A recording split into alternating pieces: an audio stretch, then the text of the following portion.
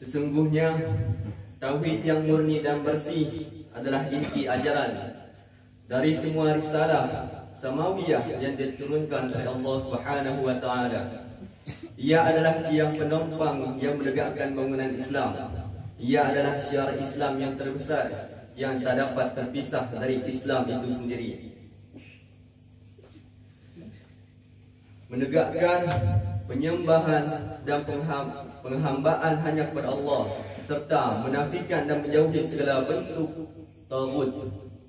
Dan yang dimaksud dengan taghut adalah segala sesuatu yang menyebabkan seorang hamba melampaui batas yang seharusnya tak boleh dilanggar, baik berupa sesembahan, panutan dan ikutan. Sehingga taghut setiap kaum atau komunitas adalah siapapun yang mereka jadikan sumber dasar hukum selain Allah dan Rasulnya, yang mereka jadikan Tuhan selain Allah Subhanahu wa ta'ala, yang mereka taati meskipun dimurkai dan tidak diridhai oleh Allah Subhanahu wa ta'ala. Di atas kalimat tauhid yang murni dan yang mulia, itulah Rasulullah SAW membangun umatnya. Di atas landasan yang kokoh itulah beliau menegakkan dakwah. Dari situlah beliau menegakkan generasi yang hanya mengesankan Allah yang Maha Esa dan membebaskan dari mereka dari cengkraman makhluk-makhluk lain yang dianggap sekutu bagi Allah Subhanahu wa taala. Dan ketika seorang muwahhid yang mengucapkan dan melantunkan kalimat tauhid itu, maka seharusnya ia meyakini dua hal yang menjadi tujuan dari kalimat suci tersebut. Apa tujuan itu? Tujuan pertama adalah menegakkan yang hak dan memberikan yang membersihkan yang batil. Sebab makna yang sesungguhnya dari kalimat la ilaha illallah itu adalah tidak ada yang berhak untuk disembah selain Allah. Sehingga segala sesuatu selain Allah adalah batil dan tidak berhak mendapatkan hak-hak ilahiyah, hak-hak untuk disembah. Dan lihatlah bagaimana Rasulullah SAW membersihkan jizarah Arab dari kotoran-kotoran dan kekuasaan taghut dan patung-patung sesembahan. Ingatlah bagaimana batu besar saat itu yang bernama Hubal, yang dikelilingi 360 berhala, dihancurkan oleh Rasulullah SAW dengan tangan beliau yang mulia pada saat beliau memasuki kota Mekah dan penuh kemenangan seraya mengulang-ulang firman Allah Subhanahu wa taala, yaitu wa qul ja'al haqqu wa dhaqal batil innal batila kana zahuqa. Kemudian tujuan yang kedua adalah untuk mengatur dan meluruskan perilaku manusia agar selalu dalam lingkaran tauhid yang murni kepada Allah Subhanahu wa taala yang terpancar dari kalimat tauhid, agar semua tanduk-tanduk manusia dilandasi oleh keyakinan bahawa Allah lah salah satu Rabb yang Maha Kuasa.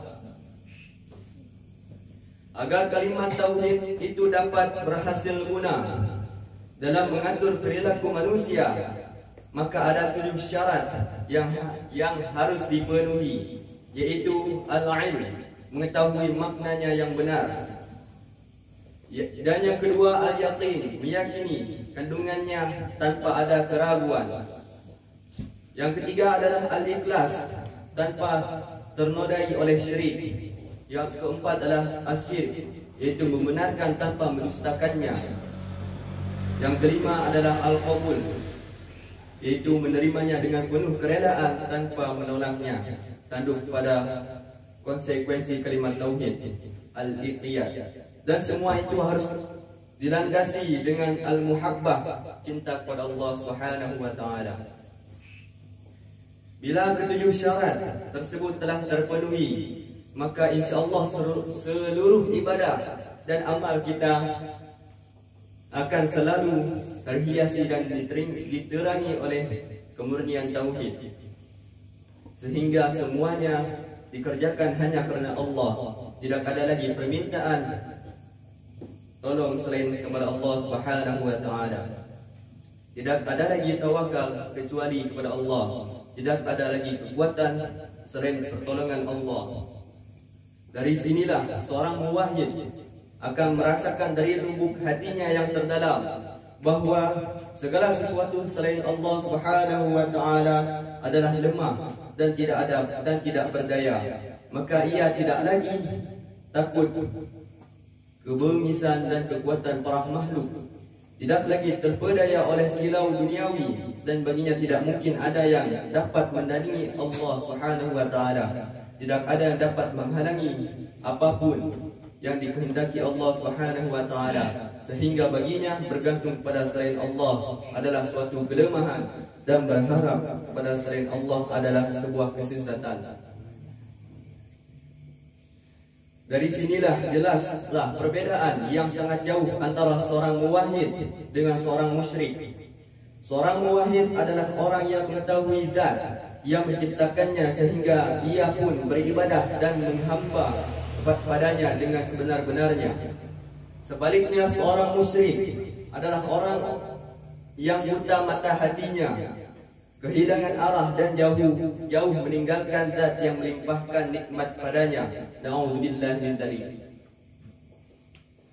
Saudara-saudara yang dirahmati oleh Allah Subhanahu wa taala, sejak dahulu hingga sekarang begitu banyak manusia yang tersesatkan oleh keyakinan berbilang Tuhan yang disembah, yang dapat dimintai pertolongan, yang dapat dijadikan sumber hukum, dan yang berhak mendapatkan khususan ilahiyah. Dan keyakinan ini adalah sebuah kesesatan yang nyata yang telah diperangi oleh Islam dengan keras, sehingga tidaklah mengharapkan bila tauhid yang murni kemudian menjadi syiar terpenting Islam yang selalu ada dalam aspek i'tikad dan amaliyah.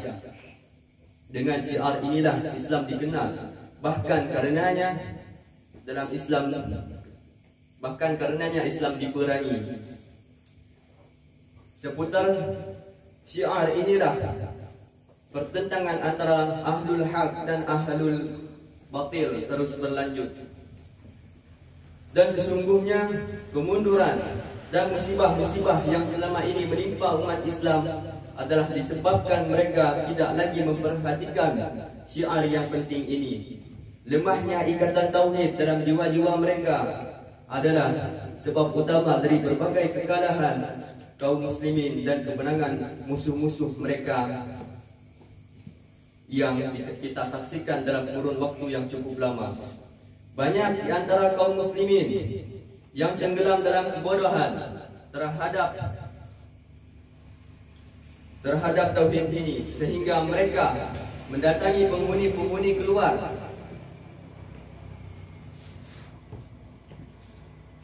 berdoa di depan batu-batu nisannya, meminta pertolongan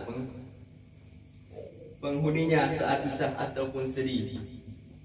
Bahkan lebih dari itu, seringkali mereka memuji dan mengagungkan penghuni kubur itu dengan ungkapan-ungkapan yang hanya pantas diberikan kepada Allah Rabbul Alamin, dikarenakan lemahnya keyakinan dan pertolongan Allah Subhanahu wa taala.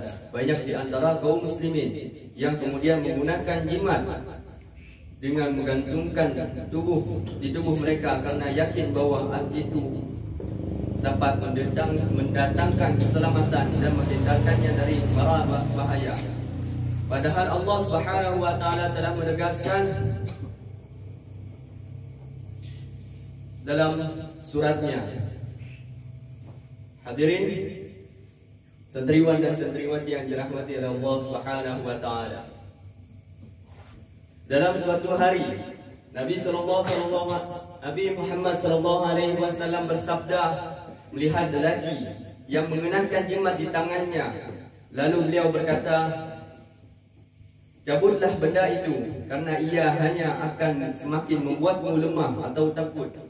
Karena sesungguhnya jika engkau mati dalam keadaan memakainya, maka engkau tidak akan beruntung selamanya.